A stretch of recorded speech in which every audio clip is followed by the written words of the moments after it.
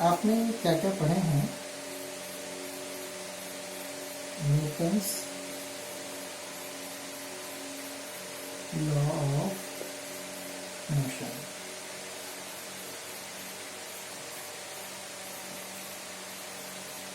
इसमें आपने क्या क्या पढ़ा? आपने पढ़ा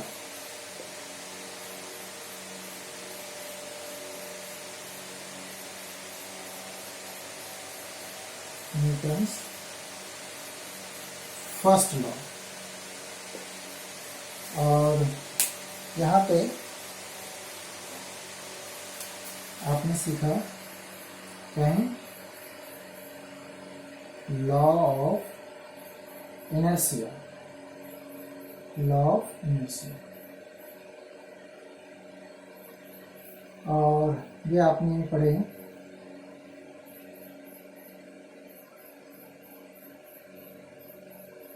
इनर्शिया ऑफ रेस्ट, ठीक है। फिर inertia of motion, और lastly inertia of direction। हमें क्लियर? ये तो आपने सीखा न्यूटन्स फर्स्ट लॉ में। क्या ही सीखा? Law of inertia, and law of inertia को कैटेगराइज किया inertia of rest, inertia of motion, inertia of direction. चलिए, मीन्स आपने यहाँ ये सीख चुके थे कि फोर्स क्या होगा, ठीक है ना? कि जो रेस्ट से मोशन में, मोशन से रेस्ट में, या डायरेक्शन चेंज करने की कैपेसिटी रखता हो, वो क्या ही है? फोर्स है। चलिए, यहाँ पर से आपने फोर्स का डेफिनेशन लिया। दूसरा, यहाँ आपने सीखा सेकेंड लॉ। सेकेंड लॉ यहाँ क्या सीखा कि इट इज फोर्स कैलकुलेट कैसे करें? It is change in momentum, rate of change of momentum. ये वेक्टर क्वांटिटी है। इसे आप ऐसे भी लिख सकते थे, एफ को dt बाय dt भी लिखते हैं, ठीक है ना? तो आपने यहाँ से सीखा कि फोर्स कैलकुलेट कैसे करेंगे। तो F equal to dt by dt, rate of change of momentum. और बोले तो आप इसी को सिंप्लीफाई करके F equal to m a बनाया, यार F is force, m is mass and a is acceleration, है ना? वेक्टर फॉर्म में बोले तो आप ऐसे लिख सकते हैं कि F equal to mass and acceleration. यहाँ से आपने सीखा कि m मास के ऑब्जेक्ट में a एक्सेलरेशन प्रोड्यूस करने के लिए m इंटू a फोर्स की रिक्वायरमेंट होती है, ठीक है ना? सेकेंड लॉ में आपने ये सीखा। ओके, अब हम लोग बात करते हैं Newton's third law of motion की। सेकेंड लॉ हो गया, तो अब हम लोग बात करते हैं न्यूटन्स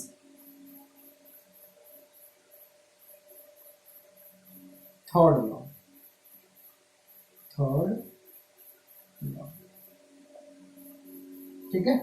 इसे मैं रफ कर देता हूँ। और देखिए, मैं आपको थोड़ा समराइज कर दिया कि आपने सीखे क्या क्या थे। बेसिकली आपने यही सीखा था फर्स्ट लॉ में। क्या सीखा कि फोर्स होती क्या चीज़ है? तो आंसर क्या था कि जो ऑब्जेक्ट का क्या करे, रेस्ट से मोशन में कर दे, या मोशन से रेस्ट में कर दे, या डायरेक्शन चेंज कर दे, ठीक है ना? वो फोर्स है। फिर आपने सीखा कि वो कैलकुलेट कैसे करें। ये फार्मूला अवेलेबल हो गया। फोर्स क्या है? तो rate of change of momentum है, और उसके बेसिस पे ये फार्मूला बन गया F इक्वल टू m। अब मैं बात कर रहा हूँ न्यूटन्स थर्ड लॉ। ये क्या है, ध्यान दीजिएगा।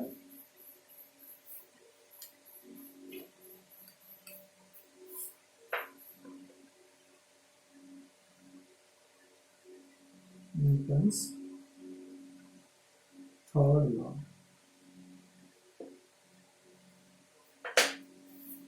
देखिए एक तो बहुत ही रटा रटाया स्टेटमेंट है।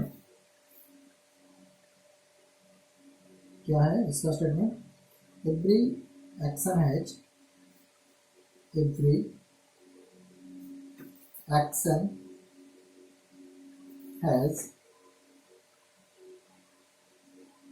always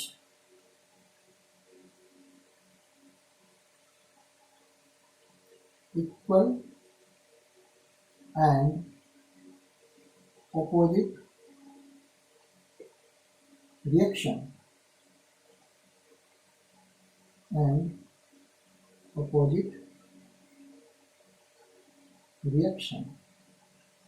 समझिए।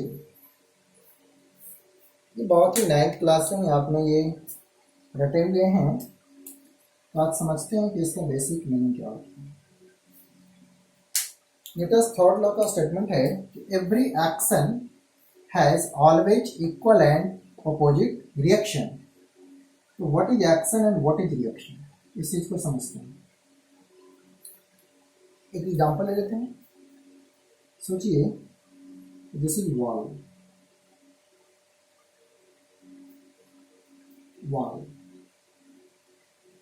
and there is a ball.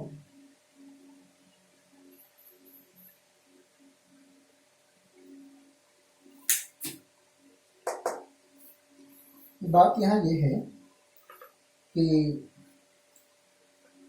जब बॉल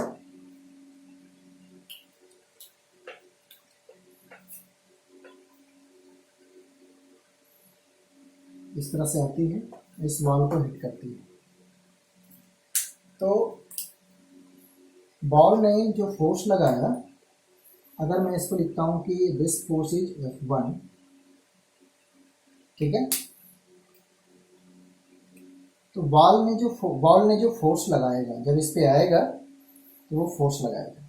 या आप किसी दीवार को धक्का दे रहे हैं तो आप उस पर फोर्स लगा रहे हैं, तो जब आप उस पर फोर्स लगाते हैं तो वो भी आप पे फोर्स लगाता है, और वो जो फोर्स लगाता है वॉल आप पर बाय मैग्नीट्यूड आपने जो फोर्स लगाया उसके बराबर होता है। यहाँ से समझिए, आपको आसान होगी। बॉल आकर इसे हिट करती है, तो इस केस में बॉल इस पे फोर्स लगाती है, और इसको मैंने नाम दिया कि एक्शन। ये फोर्स लगा रही है, वो फोर्स है F1, और मैंने नाम दिया इसको क्या? एक्शन। तो अभी हमने क्या सीखे? Every action has equal and opposite reaction. तो जब बॉल पे फोर्स लगाएगी तो जाहिर सी बात है कि न्यूटन्स थर्ड लॉ के अकॉर्डिंग ये बॉल भी बॉल पे फोर्स लगाती है, और ये जो फोर्स लगा रही है, मैं थोड़ा कलर चेंज कर लेता हूँ। ये जो फोर्स लगा है बॉल में, ये F1 लिखा है। फिर बॉल ने जो फोर्स लगाया,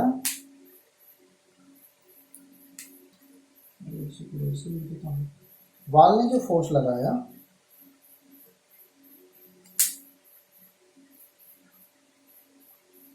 इस फोर्स को, ये ऐसा फोर्स लगाया, इस फोर्स को मैं F2 बोलता हूँ, और ये हो जाएगा रिएक्शन।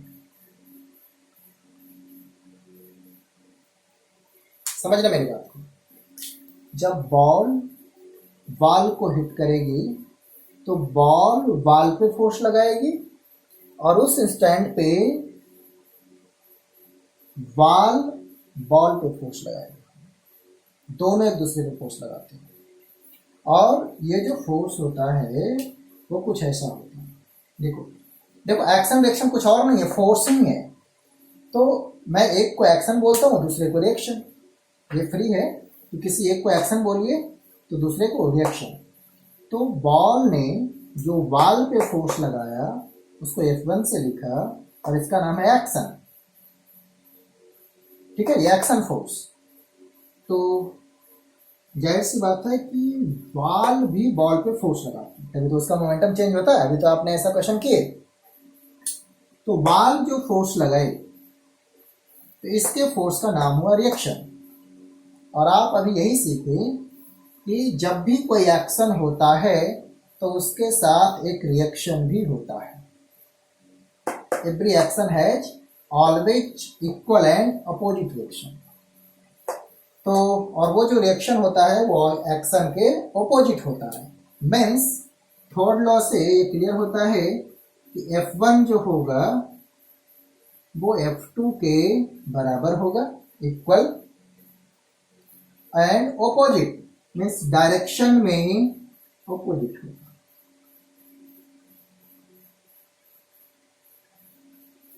समझ आ रही है? न्यूटन्स थर्ड लॉ क्या है कि एक्शन और रिएक्शन क्या ही होगा, ऑलवेज इक्वल एंड अपोजिट। यानी बाय मैग्नीट्यूड दोनों सेम होंगे, मैग्नीट्यूड दोनों का सेम होगा। मीन्स 10 न्यूटन अगर जो बॉल ने वॉल पे फोर्स लगाया तो 10 ही न्यूटन का फोर्स बॉल पे लगाएगी, बट उनका जो डायरेक्शन होगा अलग अलग होगा। बॉल ने जो वॉल पे फोर्स लगाया तो देखो ना, वो left to right, sorry right to left, but ball ने जो फोर्स लगाया वो राइट टू लेफ्ट, ये था sorry left to right, sorry ध्यान दीजिएगा। बॉल ने जो फोर्स लगाया वो राइट टू लेफ्ट, और वॉल ने जो फोर्स लगाया वो लेफ्ट टू राइट। देखो दोनों का डायरेक्शन ऑपोजिट है बट दोनों का मैग्नीट्यूड सेम होगा। ऐसा न्यूटन्स थर्ड लॉ का स्टेटमेंट है। क्लियर? समझ आया? आप ये सोच रहे होंगे कि बॉल ने तो ठीक है फोर्स लगाया, वॉल ने कब लगाया? तो आंसर है जिस इंस्टेंट पे वो दोनों एक दूसरे के कांटेक्ट में था, आया एक आध सेकेंड कांटेक्ट में रहा, उसी इंस्टेंट पे बॉल ने फोर्स लगा दिया, तभी तो ये वापस गया। सोचो ना कि इससे तो टकराया फिर वापस क्यों गया? कोई तो इस पे फोर्स लगाया होगा। तो कौन फोर्स लगाया? इस बार बॉल ने फोर्स लगाया। ड्यू टू दैट इसका मोमेंटम चेंज हुआ और वापस ऐसा चला गया। ठीक है? तो आई होप आप कुछ कुछ समझे होंगे कि न्यूटन्स थर्ड लॉ क्या होता है। हाँ, एक और चीज, ये जो एक्शन और रिएक्शन वाली बात है वो एक ही ऑब्जेक्ट पे नहीं होती। समझना, एक्शन किस पे हो रहा है? वॉल पर। रिएक्शन किस पे हो रहा है? बॉल पर। तो एक्शन और रिएक्शन दोनों एक ही ऑब्जेक्ट पे नहीं हो रहा है, इस चीज को आप ध्यान रखिए। अब आते हैं कि इसके बेसिस पे क्या एग्जाम्पल हो सकते हैं। तो देखिए एग्जाम्पल,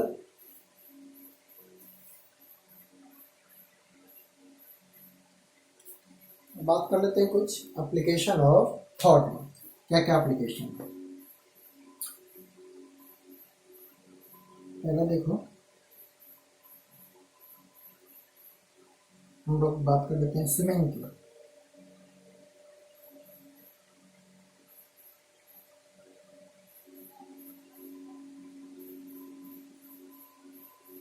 ठीक है ना? ये नहीं वॉकिंग करो, चलो वॉकिंग करो, कोई भी स्विमिंग का या वॉकिंग का। स्विमिंग का ही लेते हैं, आसान है। ये पानी है ना, स्विमिंग।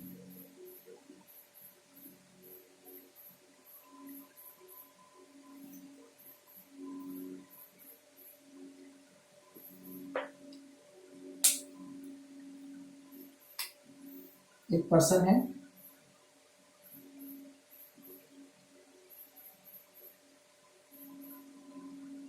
तो ये क्या ही करता है, अपने हाथ से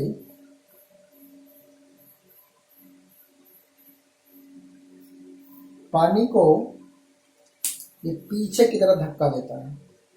तो ये जो पानी को धक्का दे रहा है, कलर चेंज कर लेता हूँ, तो पीछे की तरफ, दिस इज एक्शन। एक्शन और जब पानी को ये धक्का देगा तो पानी भी इसे धक्का देगी, इट विल बी रिएक्शन। तो पानी से जो धक्का देगी वो आगे की तरफ धक्का देगी। ये पानी को दोनों हाथ से पीछे की तरफ धक्का देगी, तो पानी इसको आगे की तरफ धक्का देगी। ठीक है ना, यहाँ ही बना सकते हैं, एक ही चीज़ है, एक ही चीज़ है। तो ये हो जाएगा आपको रिएक्शन।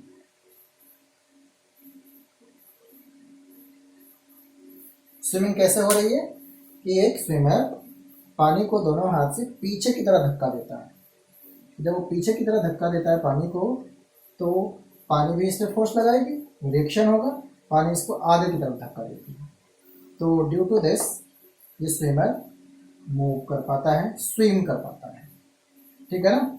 तो जो स्विमिंग है वो किस लॉ पे बेस्ड है? थर्ड लॉ पे। जब ये पर्सन पानी को पीछे की तरफ धक्का देता है तो पानी इसको आगे की तरफ रिएक्शन देती है, और ड्यू टू दैट ये आगे की तरफ मूव कर पाता है। दूसरा एक एग्जाम्पल है, इसको वर्ड में लिख लेना कभी आए तो। दूसरा वॉकिंग।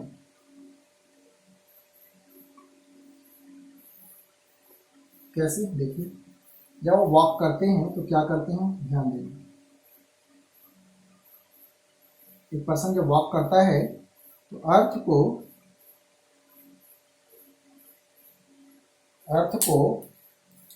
समझिएगा, जब हम लोग मूव करते हैं, वॉक करते हैं, तो अर्थ को पीछे की तरफ धक्का देते हैं। तो आपने जो धक्का दिया वो एक्शन, अगर आपने इसे एक्शन बोलते हैं, बताओ क्या अर्थ आपको धक्का नहीं देगी? हाँ बिल्कुल देगी। जब आप अर्थ को पीछे की तरफ पुश करेंगे तो अर्थ आपको आगे की तरफ पुश करेगी। ये रिएक्शन कर रहे हैं। इसको F2 ले लेता हूँ। तो इस केस में भी क्या होगा, F1 = -F2। तो वॉकिंग कैसे पॉसिबल होती है?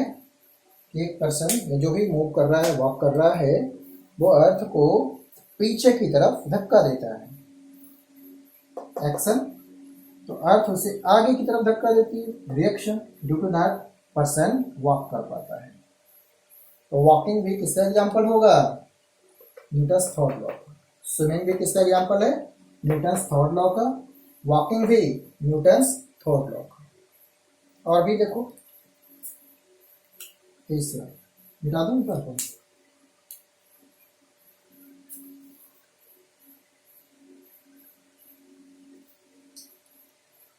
तीसरा,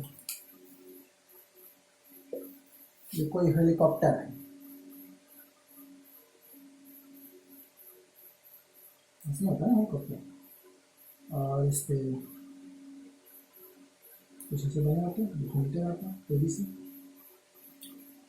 तो यहाँ पर ये इसके जो फैन होते हैं वो क्या करते हैं, एयर को नीचे की तरफ पुश करते हैं, एयर को नीचे की तरफ पुश करते हैं।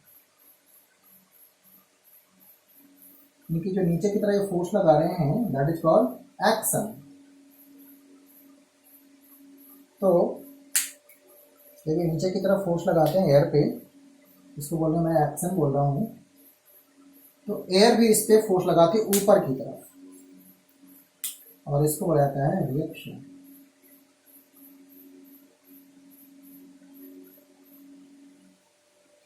है ना। जब एयर पे, जब इसका फैन चलता है ना, तो एयर को नीचे की तरफ धक्का देता है वो, तो इसके फैन के कारण जो एयर पे फोर्स लग रही है नीचे की तरफ, उसको एक्शन बोला गया। तो जाहिर सी बात है एयर भी अब फोर्स लगाएगी, तो ये जो ऊपर की तरफ फोर्स लगा रही है दैट इज कॉल्ड रिएक्शन। तो यहाँ भी वही चीज है, वही स्टोरी, F1 = -F2। यहाँ भी एक्शन और रिएक्शन का खेल हो रहा है, और इसी के कारण ये आसानी से लिफ्ट हो पाता है। समझे ना। तो these all are the application और example of Newton's third law. इनकी flying of helicopter is also the example of Newton's third law. क्या क्या चीज़ आपने देखी, swimming, walking, flying of helicopter. ठीक है। तो इसी तरह से दो और भी आप लिख लेना, ये होमवर्क भी रहा आपका, बिल्कुल फिगर के साथ मैंने 3 बताए, 2 और आपको ढूंढ करके लिखना है कि और भी क्या बढ़िया एग्जाम्पल होगा न्यूटन्स थर्ड लॉ का। ठीक है, ओके, तो आइए अब आगे चलते हैं, एक और आसान सा टॉपिक पढ़ते हैं, इसे रख कर देता हूँ।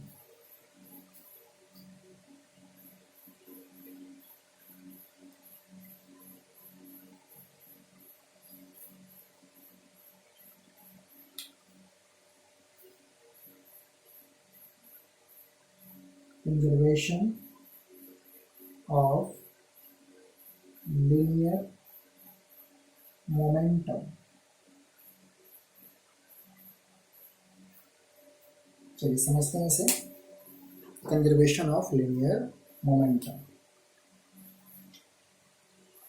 तो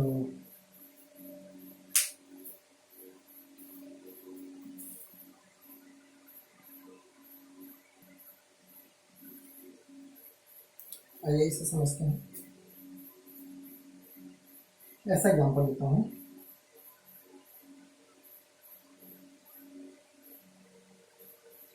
एक बॉल है, ये दूसरा ऑब्जेक्ट है,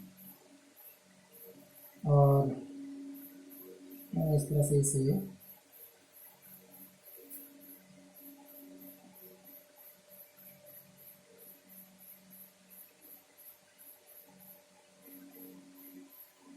एक सिस्टम के अंदर रखा, और कोई एक्सटर्नल फोर्स इस पे अप्लाई नहीं किया जा रहा है। ठीक है, कोई बाहर से फोर्स अप्लाई नहीं किया जा रहा है। तो सुनना मेरी बात, जो फोर्स होता है वो क्या ही होता है, delta P by delta P, यही तो होता है, rate of change of momentum. तो अगर कोई फोर्स अप्लाई नहीं किया गया है ना, तो हम क्या ही बोल सकते हैं कि जो फोर्स अप्लाई नहीं किया गया, तो वैसे केसेस में एफ क्या हो जाएगा, 0 is equal to delta P by delta P. और बोले तो एक लाइन में कि delta P,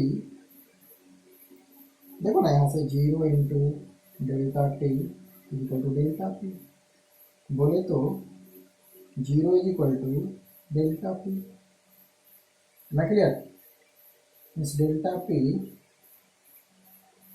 is equal to 0, और डेल्टा पी होगा क्या, P final minus P initial is equal to 0, बोले तो P final is equal to P initial. यहाँ से हमें एक कॉन्सेप्ट डेवलप होगा कि अगर जिसको अभी आप सिस्टम एज्यूम कर रहे हैं उन पे कोई बाहर से फोर्स नहीं लगे, जैसे मैंने इसको 2 बॉल है, M1 M2 2 मास है, 2 बॉल है, इसको मैंने एक सिस्टम बनाया, तो इन दोनों पे अगर कोई बाहर से फोर्स नहीं लग रहा है, ठीक है ना, तो वैसे केस में इनका जो मोमेंटम होगा वो चेंज नहीं होगा, मीन्स जो पहले था वही बाद में भी रहेगा, जब तक कोई बाहर से फोर्स नहीं लगे, कोई एक्सटर्नल फोर्स नहीं लगे। ध्यान दीजिएगा, तो यहां से कॉन्सेप्ट ये डेवलप हुआ, देखो ना, rewarding A conservation of momentum, यानी कि मोमेंटम कंजर्व रहेगी। कंजर्व का मतलब कोई चेंज नहीं होगा जब तक कि कोई बाहर से फोर्स नहीं लगे। तो कंजर्वेशन ऑफ मोमेंटम यही है कि until there is external force 0, momentum of the system remains constant। आप इसे वर्ड में लिख लेना कि जब तक कोई बाहर से फोर्स नहीं लगे, until external force is 0 on the system, momentum of the system remains constant। ठीक है, या बोले चेंज इन मोमेंटम इज 0। समझ आई मेरी बात? If F external is equal to 0 on a system, on a system, then change in momentum is equal to 0, और बोले तो P final is equal to P initial, ऐसा बोल सकते। जब तक कोई सिस्टम पे एक्सटर्नल फोर्स नहीं लगेगा तब तक उस ऑब्जेक्ट की, उस सिस्टम की मोमेंटम चेंज नहीं होगी। बोले तो initial momentum is equal to final momentum. आइए, ये तो हो सकता है कि आपको दिक्कत आ रही हो, मैं न्यूमेरिक वैल्यू से आपको समझाता हूँ, ठीक है ना।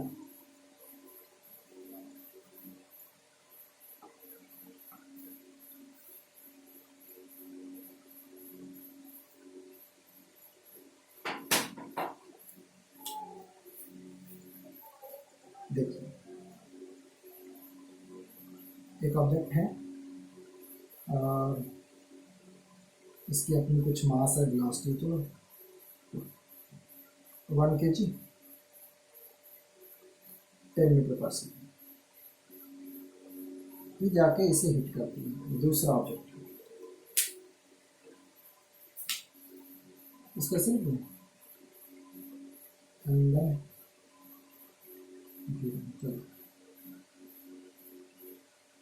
ये M2 है, इसका मास है 2 kg, ठीक है, और इसकी जो वेलोसिटी है वो हमें नहीं पता, नहीं इसकी वेलोसिटी 0 है, ऐसा कर लेते हैं और आसान अभी बनाते हैं। ये इनिशियल कंडीशन है इसकी। अब होता क्या है, जब ये रुका रहेगा और इधर से जाएगा तो हिट कर देगा। तो आफ्टर हिटिंग मैं कंडीशन ऐसा बनाता हूँ कि ये जो M1 है इसकी वेलोसिटी हो जाती है 5 मीटर पर सेकेंड, और ये इस तरह से वापिस आने लगता है। डायरेक्शन में देखना, तो आपको बताना है कि जो ब्लू वाला है M2, इसका मास है 2 kg। अब इसकी वेलोसिटी क्या होगी? ये कोलिजन के पहले, बिफोर कोलिजन, बिफोर या after, before hitting this is after hitting. देखिए क्वेश्चन समझिएगा, आपने जो अभी पढ़े कंजर्वेशन ऑफ मोमेंटम वो ये था कि अगर कोई एक्सटर्नल फोर्स नहीं लगे तो सिस्टम की जो मोमेंटम होगा वो कंजर्व होगा, मीन्स चेंज इन मोमेंटम 0 होगा। यहाँ बाहर से कोई फोर्स नहीं लगा, एक M1 मास 10 मीटर पर सेकेंड से M2 मास को जाके हिट करती है। ये दोनों के अलावा कोई और फोर्स नहीं लगा रहा है। तो आफ्टर हिटिंग क्या रिजल्ट हमें मिला कि जो 1 kg वाला मास था वो वापिस आने लगती है 5 मीटर पर सेकेंड से। तो आपको बताना है कि M2 की वेलोसिटी क्या होगी। बिल्कुल लिनियर की मैं बात कर रहा हूँ, ठीक है ना, एक ही लाइन पे सारा कुछ हो रहा है। देखिए आंसर मैं चेंज कर लूँ पेन, आंसर क्वेश्चन आप समझ गए होंगे, तो आंसर आप जानिए। आंसर हम क्या लिखेंगे, सिंस एफ एक्सटर्नल क्या है 0 है, so change in momentum is equal to 0। यानी कि आप क्या अप्लाई करेंगे, apply conservation of momentum. Conservation of momentum means P initial is equal to P final. ठीक है, आइए बात करते हैं। P इनिशियल, इसका मोमेंटम कितना, P इनिशियल हो गया m1 v1 प्लस, इसको ऐसा करना v2 डैश v3 डैश, ऐसा सेम सेम लगेगा ना, तो m1 v1 plus m2 v2 जो भी है initial means before collision. After collision को मैं फाइनल बोल रहा हूं, आफ्टर कॉलिजन क्या होगा, m1 तो सेम ही रहा, ये मैंने क्या लिखा, sorry please, this is v1, ठीक है, अब इसे थोड़ा सा कंप्रोमाइज करना, v1 है ना, मैं ये बिफोर कॉलिजन या आफ्टर कॉलिजन, तो आफ्टर कॉलिजन को मैं ऊपर में डैश लिख रहा हूँ, तो m1 v1 dash plus m2 v2 dash, before collision this is after collision. जो जो इंफॉर्मेशन आपको पता है, कंजर्वेशन ऑफ मोमेंटम क्या है, बिफोर कॉलिजन जो मोमेंटम है वो आफ्टर कॉलिजन के बराबर होगा। क्यों, क्योंकि कोई बाहर से फोर्स नहीं लगा, इसलिए एफ एक्सटर्नल जो है वो क्या ही है, जीरो। ठीक है, डाटा पुट करते हैं, m1 कितना 1, v1 कितना, चलो जो राइट है उसको मैं पॉजिटिव ले रहा हूँ, राइट को क्या ले रहा हूँ पॉजिटिव, तो लेफ्ट को क्या लूंगा नेगेटिव। ठीक है ना, ये अपना साइन कन्वेंशन। m1 कितना 1 लिख दो, v1 10, positive negative positive, 1 into 10 plus m2 कितना 2, v2 कितना 0,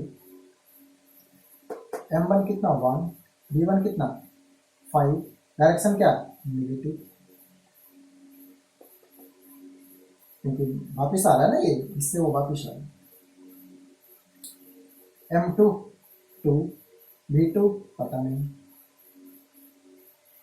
तो यहां से ये हो जाएगा 10, यहां तो हो गया 0 इज इक्वल टू -5,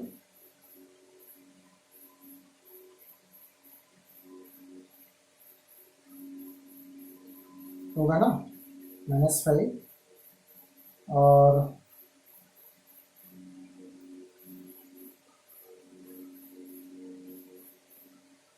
ठीक है +2 कितना हो जाएगा यहाँ पे 15 इज इक्वल टू 2v2, और बोले तो 15/2 इज इक्वल टू वही v2 डैश है, v2 डैश मीन्स इसका जो वेलोसिटी आया v2 डैश वो कितना हो जाएगा 7.5 मीटर पर सेकेंड।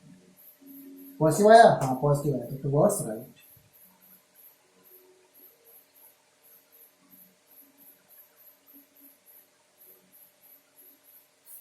कुछ कुछ समझे, ये न्यूमेरिकल आपका सॉल्व हो गया कि ये 7.5 मीटर पर सेकेंड से टुवर्ड्स राइट मूव करेगा। ठीक है, तो ये आपको कंजर्वेशन ऑफ मोमेंटम पे बेस्ड क्वेश्चन भी आपको बता दिया। ठीक है, कंजर्वेशन ऑफ मोमेंटम में आपने सीखा कि जब कोई एक्सटर्नल फोर्स अप्लाई नहीं होगा सिस्टम पर, जिसको भी आपने जितने भी कलेक्शन ऑफ ऑब्जेक्ट को आपने सिस्टम माना है उन पे कोई एक्सटर्नल फोर्स नहीं लग रहा है, तो उन सबका जो इनिशियल मोमेंटम होगा वही किसी टाइम पे भी मोमेंटम होगा। और कैसे निकालना है, तो देखो समझना इनिशियल के क्या मैं बात कर रहा था, इसकी मोमेंटम और इसका मोमेंटम निकाल ली, इनिशियल आफ्टर कॉलिजन इन दोनों का मोमेंटम, और वेक्टर तरीके से सम करना है। यहाँ एक ही लाइन पे हो रहा था तो कोई ज़्यादा दिक्कत नहीं आई, हमने सिर्फ साइन कन्वेंशन यूज कर लिया कि राइट वाले को पॉजिटिव लेफ्ट वाले को नेगेटिव, हो गया काम। ठीक है ना, ये सिंपल वाला था और आई होप आपको समझ आया होगा। ठीक है,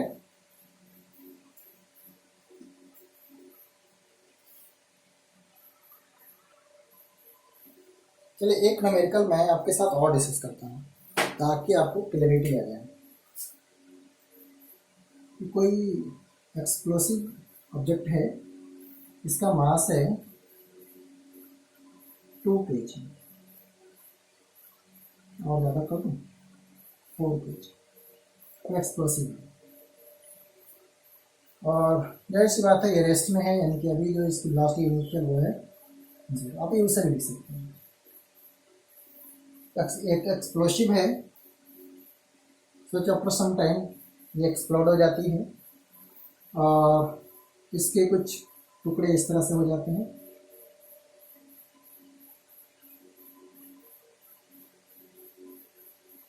ठीक है ना, इसके ऐसे टुकड़े।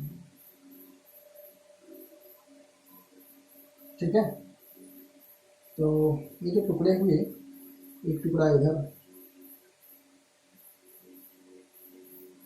ये V1 से, और V1 है सोचो 5 मीटर पर सेकेंड, और इसका जो मास है वो है 1 kg। तो आपको बताना है, छोटा पार्ट कर देते हैं ना, थोड़ा बड़ा पार्ट हो गया, ठीक है। ये बड़ा वाला पार्ट इस डायरेक्शन में जा रही है, ये वेलोसिटी है v2,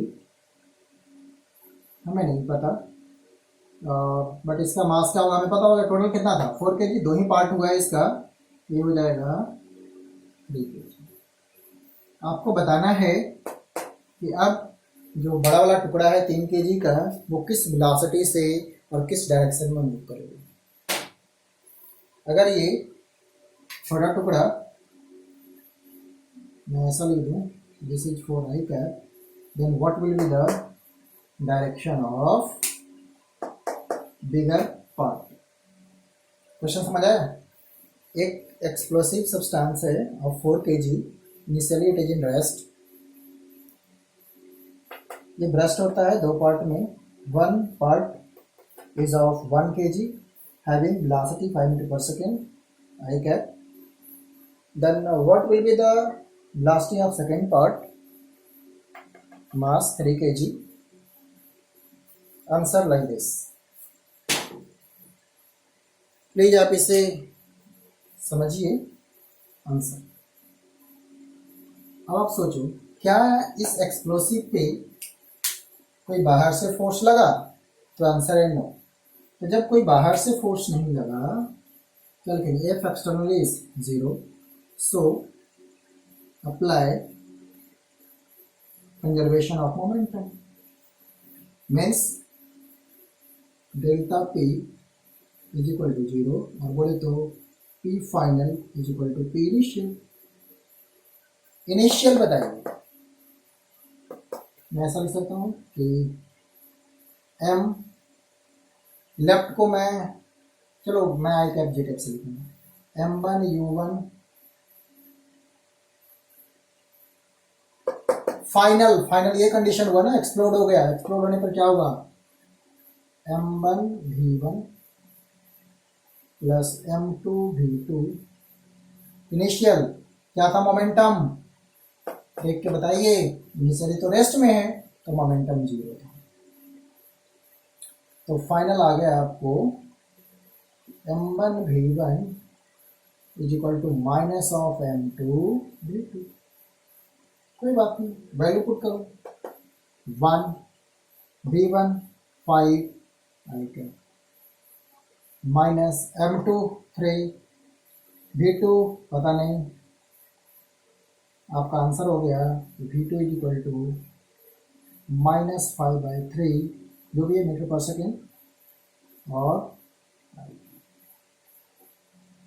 मतलब नेगेटिव एक्स डायरेक्शन में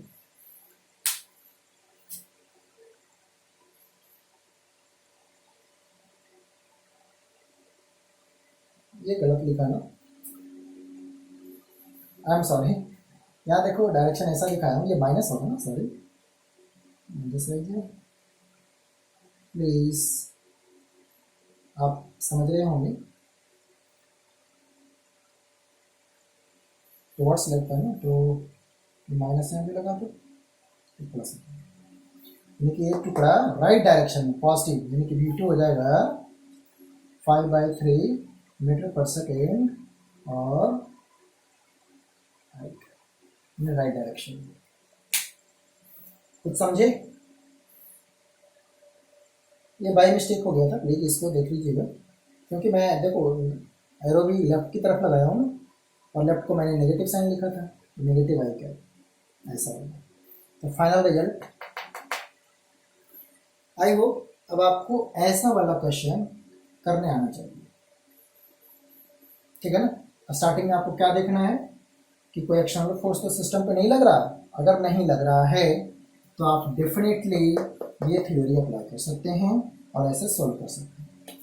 मैं आपको न्यूमेरिकल सेंड करूंगा जिससे आपको ये और क्लियर हो जाएगा, ठीक है। तो चलिए आज इतना ही रखते हैं। चलिए ठीक है, आज के लिए बस इतना ही। Best of luck.